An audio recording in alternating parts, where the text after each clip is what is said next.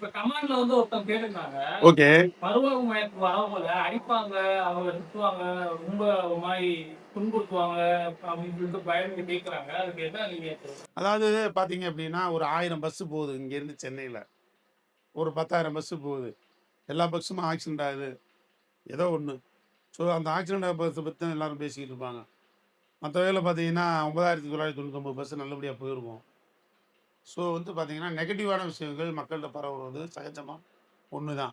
So எங்களுடைய பொறுத்தளவுக்கு என்ன அப்படின்னா, இந்த அடிக்கிறது, புடிக்கிறது இதில எங்களுக்கு உடன்பாடே சுத்தமா கிடையாது. காரணம் என்னன்னு கேட்டீங்கன்னா, உலக பொதுவா குடிக்கிற ஒரு குடியாரே, அது ஒரு பச்சை குழந்தை மாரி தான்.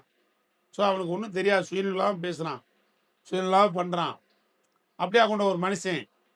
அவன போய் அடிச்சு எப்படி திருத்த முடியும்?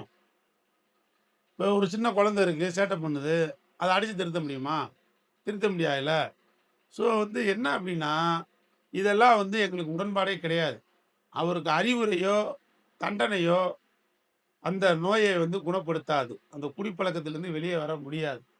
அவருக்கு மேலும் தான் அவருக்கு கோவமும், ஆத்திரமும் அதிகரிக்குமே தவிர, அவர அதிலருந்து குணப்படுத்த முடியாது.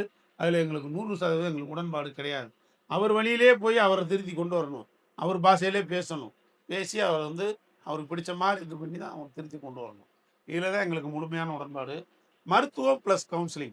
இது மட்டும் தான் ஒரு குடிகாரனை திருத்துமே தவிர, தண்டனையும், அறிவுரையும் அல்ல. நான் இப்போ ஒரு தண்டனை குடுத்தா திருந்திருவாரு அப்படின்னா, நானே ஒரு பேரண்ட்ஸ் ஒப்புதலோட ஒரு 10 பேர அனுப்பிச்சு விடுறேன். அவங்கள வேணா திருத்தி குடுக்க சொல்லுங்க. 4 அடி போட்டு. ஆனா வேலைக்கே ஆகாது.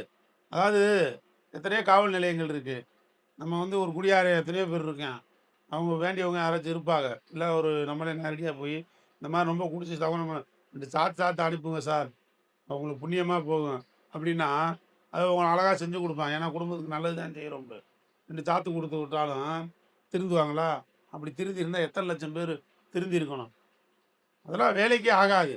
ஸோ ஒரு செயலுக்கே உதவாத, வேலைக்கே ஆகாத ஒரு விஷயத்தை நம்ம செஞ்சு என்ன செய்ய போறோம்? அதில எந்த ஒரு பலனும் இல்லையே! அதனால அதெல்லாம் பொருத்தமா இருக்காது. ஒரு குடியாரனை திருப்புதோ அன்பும், ஆதரவும், அவர் வழியிலேயே போய் அவர திருத்துவதும், மருத்துவமும், கவுன்சிலிங் தான்.